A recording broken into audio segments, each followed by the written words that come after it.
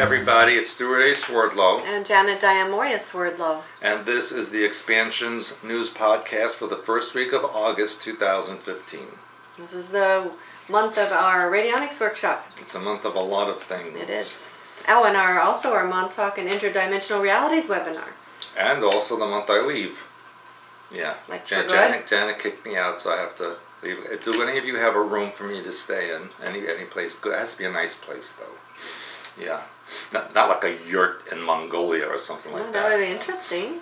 Yeah, but I don't like that kind of thing. I'm a very high maintenance. I'm high maintenance. That's a well-known fact. Yeah, it's true, and I'm proud of it. I know. Anyway, interesting news. After almost a year and a half on the island of La Réunion in the Indian Ocean, a piece of a 777 aircraft has washed up on the beach covered in barnacles, so it's been there, they said, for a while. And many investigators are claiming that this is definitely the debris of Malaysian Airlines 370 that disappeared in 2014 on a flight from Kuala Lumpur to Beijing. And of course they blame the pilot, they blame the hijackers, they blamed aliens, they blamed all kinds of things. But, you know, I said it went to the island of Diego Garcia in the middle of the Indian Ocean, which incidentally is not too far away from La Réunion. Now, interesting also, in Spanish and Portuguese, the name La Réunion means the meeting. So what kind of a meeting is going on? And also, guess what? Not only did they find debris on the beach, but the volcanoes on that island are going off, and there's been major shark attacks in the area. So something very strange happening there. Now, of course, being who I am and what I know, I can tell you pretty much I think this was planted. No. Yeah, I think so. That's going to come as big news to people. It's only a 2-meter long piece of a wing, which is definitely from a 777. And guess what? Now they found bottles of water that have Chinese writing on them. They found, let me see, what do they find here? They find passports. They usually find passports. Well, no, that's probably going to come later.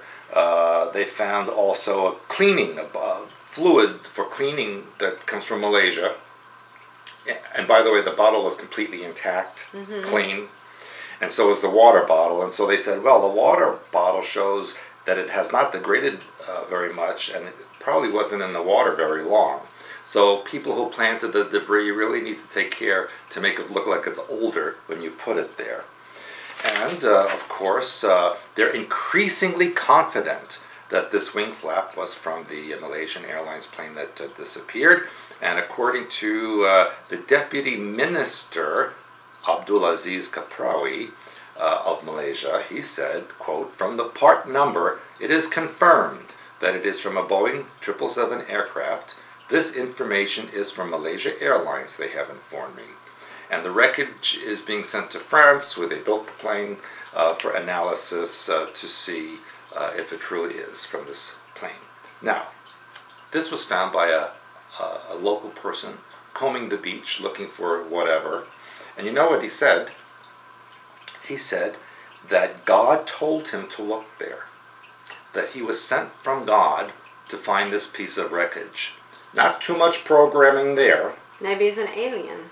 No, he's just an ordinary, poor local villager, and he just happened to go to that spot and happened to look under the debris and, oh, here's the wing of the plane. It's covered in barnacles. And besides all that, they said from the type of barnacles that are on the wing, that they can determine where in the Indian Ocean it came from. So here's the question. If this piece of wreckage came from there and had barnacles, that means it was settled on the bottom and barnacles grew on it. So that means it didn't come off if it crashed. So if it settled on the bottom, how did it find its way 3,500 miles from where they said the plane crashed? No, I think there's a lot without falling into crevasses and other openings in the Indian Ocean, which has a very uneven bottom. Yeah, I think it's a lot of mystery still. Yeah, obviously. I think it's a little bit of mystery and a lot of bull crap as well, because they're trying to divert from maybe someone's getting too close to the truth and they want to say, oh no, here it is, you're wrong. Or either that or they want to get it settled and say, okay, it did crash, so therefore it's done, and you know, on with life. Yes. And speaking of diversions, my next story is a why bother now kind of story. And that is, it said that did Hitler have atomic weapons? And according to a German documentary, it claims that the Nazis were developing a flying saucer. Surprise.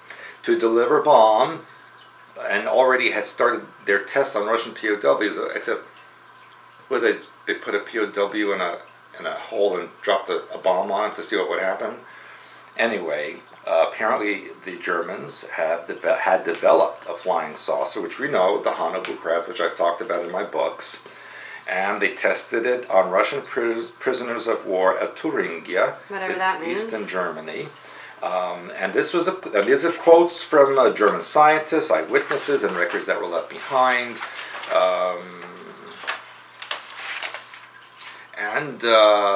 It's from a documentary on the ZDF channel in Germany called The Search for Hitler's Atom Bomb.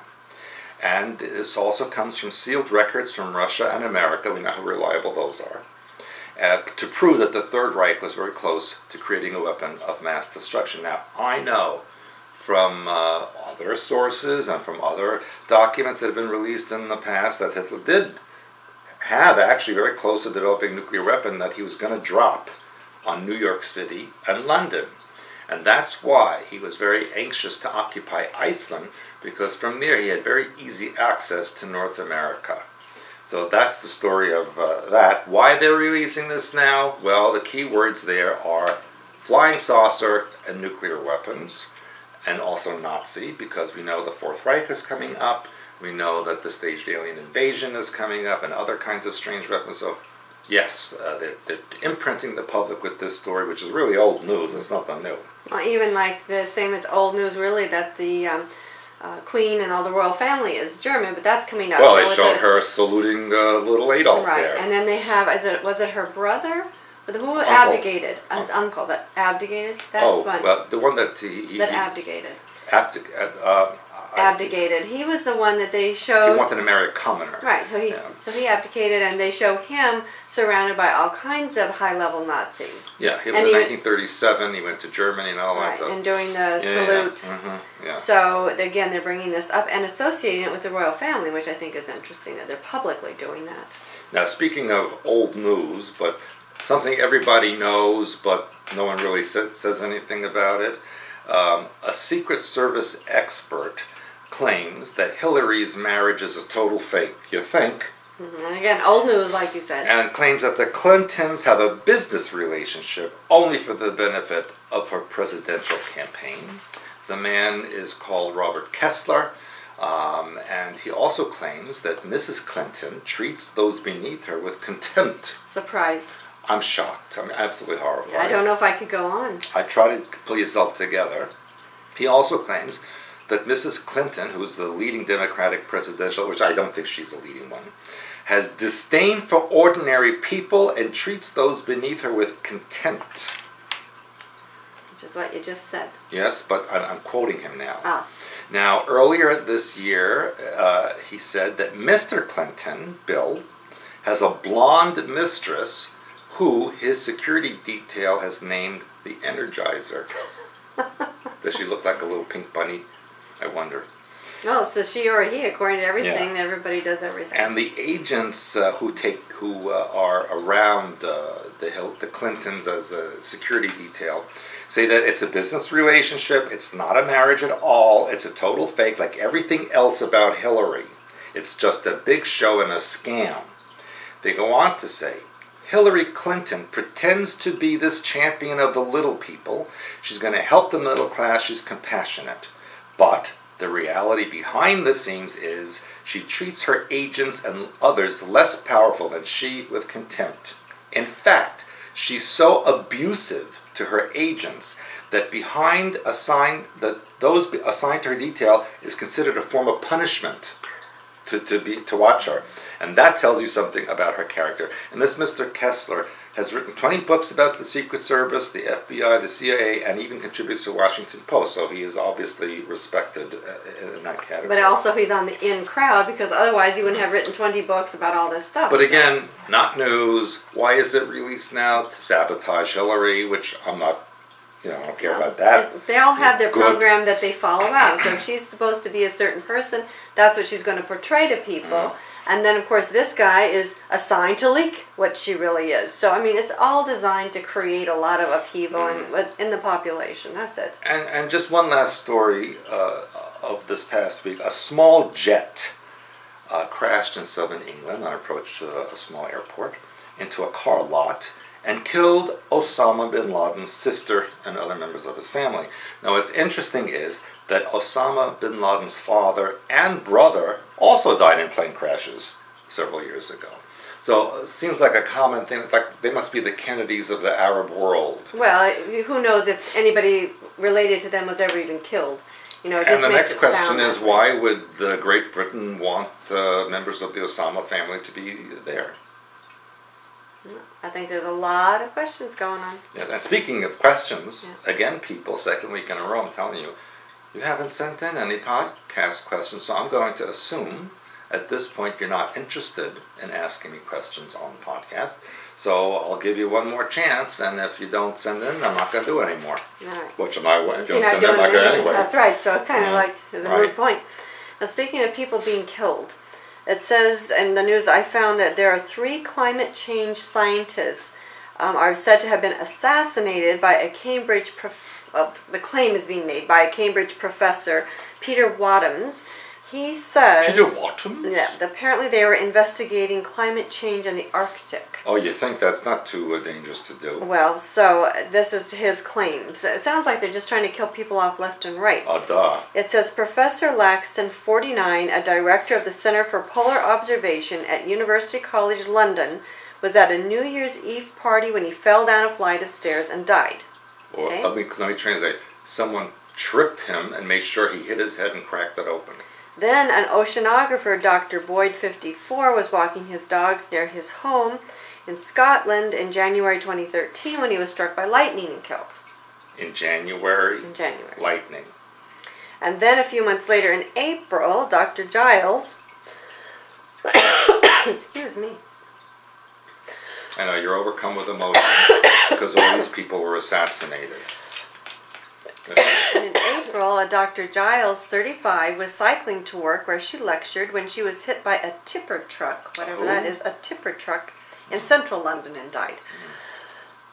Excuse me, so there are 3 of them that were assassinated that were working on climate change. So they're killing people out there, they're killing people out here, they're killing people up everywhere. Well, here also, if any meteorologist says it's not true, they get fired. Yeah. Or they're made to publicly apologize.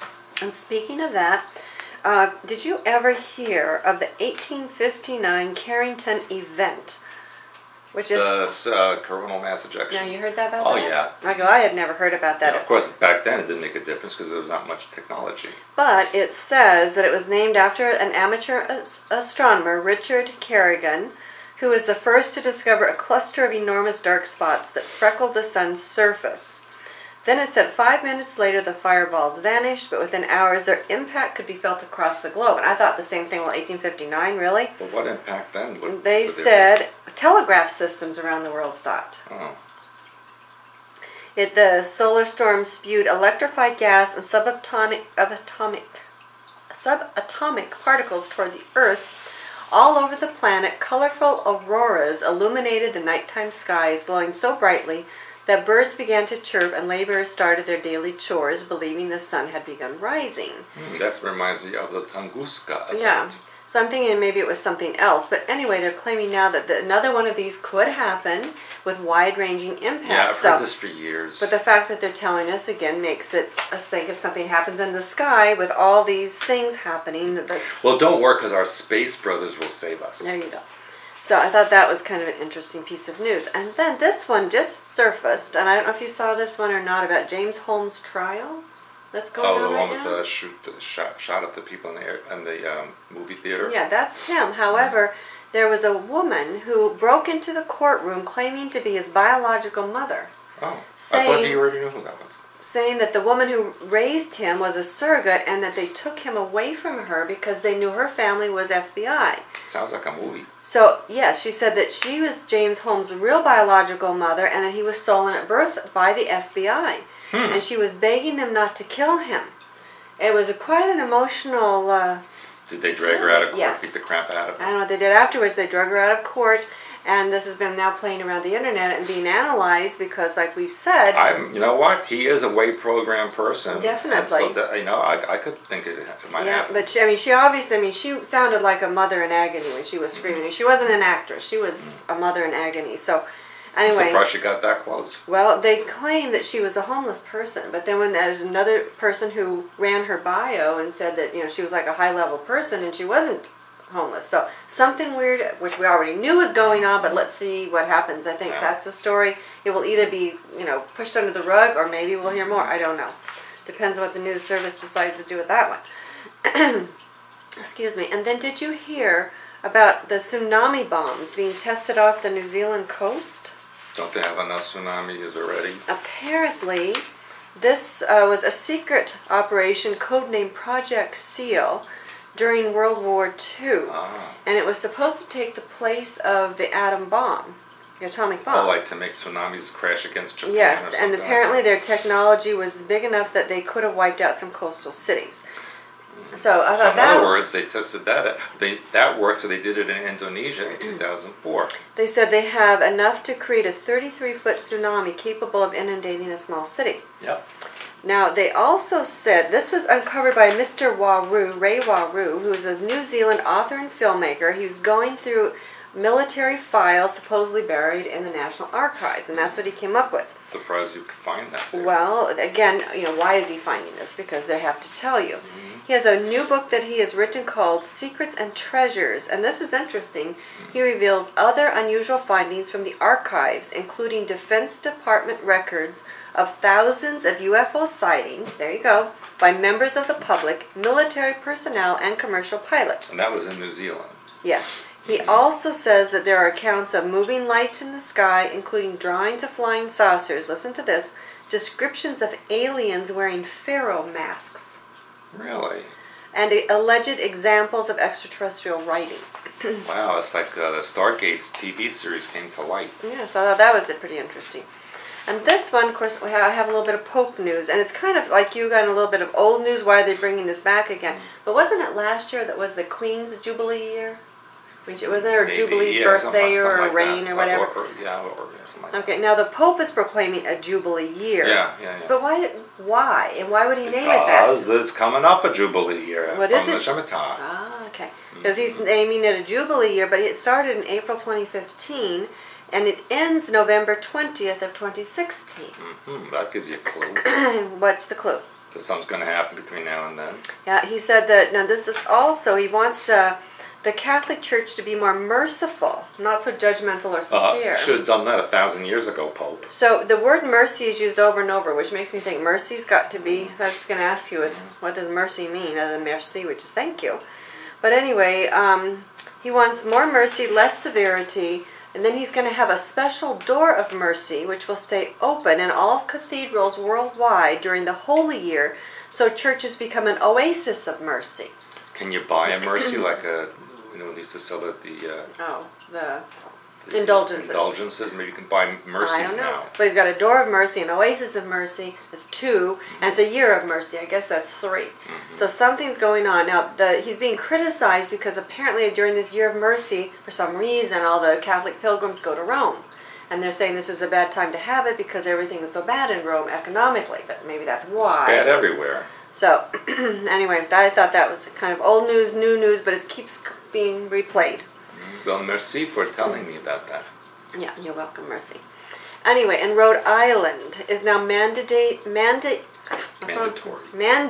HPV vaccines for 7th graders this coming school year. Cervical thing? No, this is HPV is for cancer. Yeah. Excuse me. The chief of the Office of Immunization said the Centers for Disease Control found no safety concerns with the vaccine. Of course not. It says the bottom line is that HPV is the most sexually transmitted disease. Excuse me. I think you're it's purposely sabotaging. That's me. I'm doing it with my mind. Because my news is so good. The Pope is in my head and sabotaging you. So I'm going to have to take a drink of water. Yeah, just tell everybody that's what's in there. Okay. it says that they're interested in protecting the public health. But the thing that always gets me about this is they say cancer can't be contagious. It can't be caught. So why are they saying this can be caught? Because then they can inject people and get money and contaminate everyone. And they're calling it a virus linked to genital cancers. Well, all cancers are caused by viruses. Right. But they're generally, we know that, but publicly they don't usually say that. So anyway, I thought that was very interesting. So of course the parents are up in arms. I'm curious to know if this happens because it's like the Gardasil vaccinations. Well, I think yeah, it was Texas that they tried to do thing. that. And what happened was, remember, the parents refused and they finally revoked that. But apparently Virginia and Washington, D.C. are requiring the vaccine. Well, I'm surprised. Then there was a skeleton with an alien egg-shaped skull discovered in what's called Russia's Stonehenge. I saw that. And now that's also going all over the internet. However, apparently there's a tribe where they would bind the women's head with rope to elongate the skull. And you know, we have seen that done in Africa as well. Right. Now, what they're saying in this article is it may not be an alien, but why did the local people do that? So it's kind of like a step in between. And a lot of them are saying that it's because they're emulating their alien visitors. So we'll see. Now this was also very interesting to me. There was a man and a daughter who pretended to be homeless. He started off by himself. He put a sign up and he said, "Homeless man, need money for weed, drugs, and alcohol."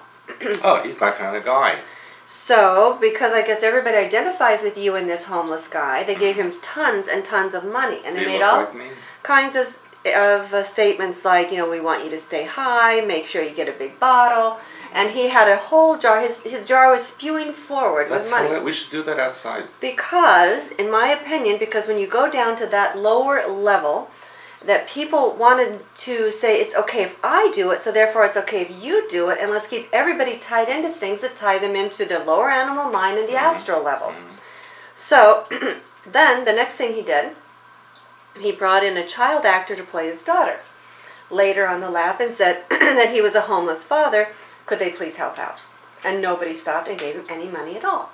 That's interesting. Except over 1 hour, toward the very end, one woman gave him, she had worked for the day, she gave him everything she had. Really? And he told her after she made that and said a little prayer for him, then he stood up and he said that you're being filmed, and he gave her $100 to help her with her bills because she was so generous. But again, this is what I'm telling you, people are going down into the animal mind, the astral level, all kinds of bad things that, you know, they think it's funny, and it's not funny. It takes you to places where your mind shouldn't be, your body shouldn't be, you know. And I just finished a blog. I wish you had been participating, because if only a few of you have been. It's called Look to the Spirit, and it's about getting through the animal mind, getting through all these lower level things, and going higher. So this is what you say you want. Well, you need to do it. And I thought this was a very interesting social experiment. So with that said, the Satanic Temple unveiled its goat-headed statue of Baphomet in Detroit. Yeah, right here in Michigan. A 9-foot, 2,000-pound statue of the goat-headed occult idol. Now, apparently there were over 700 attendees, but when people started to protest, they had to change the location. And once the people who finally did get tickets, got their ticket, they went to this location, and then they were given another secret address where the statue actually was. Or is now, I guess. And then eventually they wanted to display it at the Arkansas State Capitol next to a monument of the Ten Commandments because they're quoting religious freedom. So again, right here in the heart of the United States, that's where they're putting Baphomet. So think on that, people. I mean, you know what? It was always really here. Now it's just public. Well, but the point is they're making it public. And speaking of which, I didn't put the link in, but on my Facebook page there was something from Asia, and there was a dancing thing. And all the actors were wearing those full-headed plastic animal masks, you know, the elephants and the birds. We've been talking about that a lot for them off and on through the last 2 or 3 years, about people using those for ritual.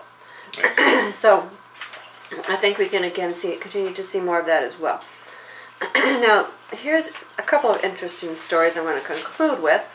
One is, let me ask you this question. I already know the answer, but I'll just ask it. Is, would you eat a burger made from flies? No. I didn't think so. apparently in Lake Victoria in Eastern Africa, there's so many flies that the locals actually catch the flies, and they put them in their, usually they call them wet pots. They put them in their pans, they mash them together, and they make a patty, and they eat it. A fly burger. But what's interesting to me about this article is, first of all, they're saying it has 7 times the nutritional content of traditional beef burger. And they're saying Americans are just beginning to stomach the idea of bugs as a source of protein. So again, they're making that again like it's normal, it's always happened. And remember, I reported not too long ago on the fast food place that was putting it in the crickets, Roundup crickets in their shakes. So, you know, they're going to make this seem like normal things. It's like they call it eating on the fly. Yeah, well, again, we go to androgyny, and don't we also look at the reptilian side, I also too? read something about where there was some place they made food out of mosquitoes. That wouldn't surprise me. Horrible. Well, excuse me, in the Western culture, we think all that's horrible. And then the one question that makes or breaks a job interview. This was interesting because so many people, you know, are out of jobs, which again, I'm going to tell you it's your mind pattern if you are, because it takes one job, one person, excuse me, or create your own job, like we have here. We created our own. Anyway, the now in job interviews, they're looking for relatability, charisma, imagination, and quick thinking. So this person said, this is how he interviews people. He asks them about time travel. That's what he's most maybe I should go for that interview. because he wants to know if they relate, do they have charisma, or do they have imagination, and can they think quickly. So regardless of what you have on the resume, it's time travel.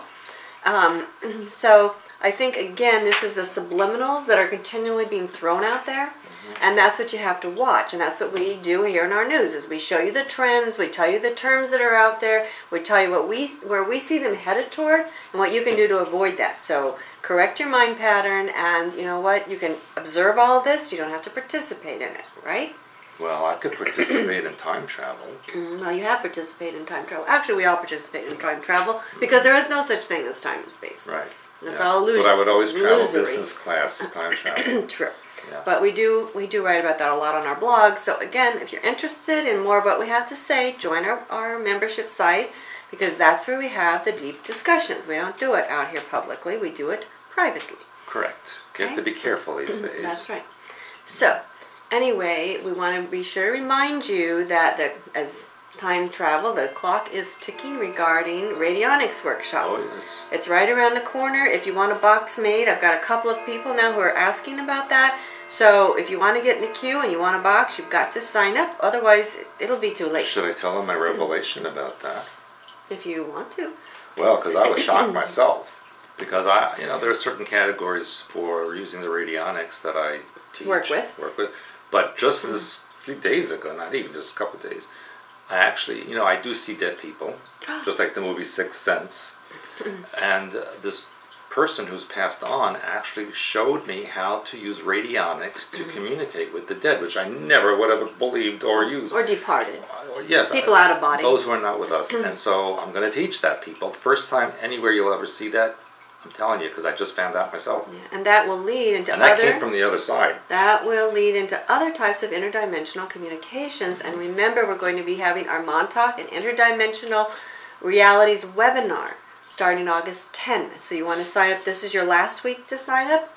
You can send in your thoughts, your comments, your questions, and we will do our best to incorporate that into the webinar. It will conclude on August 12th, which is Montauk Day, and followed directly by our radionics workshop. I don't know how I'm going to do all that. We'll get it done. We always do. You'll have to give me some fly burgers to keep up my energy. Maybe. And then you're going to be leaving for a tour of Europe.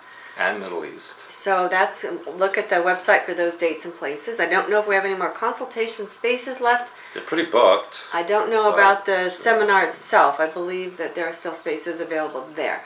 Then you'll be returning just in time for our October. Well, actually for my next grandchild. Yes, birth. I knew you were going to put that in there. Yes, but after that. I think he's a Viking. After that, then we go to our October Hidden Histories and Mysteries.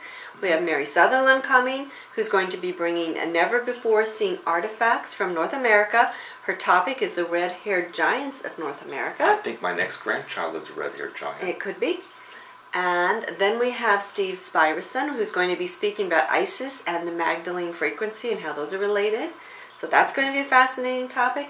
We have Christopher Garetano, producer, director of the Montauk Chronicles movie, who's going to be showing us the movie. So you'll be watching the movie with him and with, of course, the star of the movie. Wow. And you will be able to ask both Christopher and Stewart and questions. Plus, we'll have another panel with Christopher, Stewart, myself, Mary, and Stephen. So you have lots of things coming up in October. And then you're taking off for Europe again. And Asia. And Asia. So lots of things. Again, watch the site. Followed by January. And January is our most intense week-long class. If you want information, if you want one-on-one interaction, if you want to really get a chance to know your fellow expansion Expansionists. expansion slash Sounds like a hyperspace political party. slash oversoul slash explorers of consciousness, this is a great opportunity. So it's a week-long, 7 days, and we have an amazing time during that time. So we have lots of other things. Oh, summer! I just announced also the summer 2016 Alpine Clear Tour because in October, who could think that far ahead? well, we are, because in October we're going to be teaching you clear energy tools and techniques, and then that's going to be followed up by our summer tour of clear energy up in the Alpines. So watch the website for that. Be sure and like our Facebook page. Invite your friends to like our Facebook page. Get a membership on our site so we can continue to support you as you support us. And if you have any questions for either Stewart or I, customer support at expansions.com. And then make sure you say it's for the podcast. Yeah. So we know what's happening with you. All right, anything else? No, probably I'll remember afterwards. All right, so check out the website, expansions.com. Thank you for joining us once again. Bye. Bye.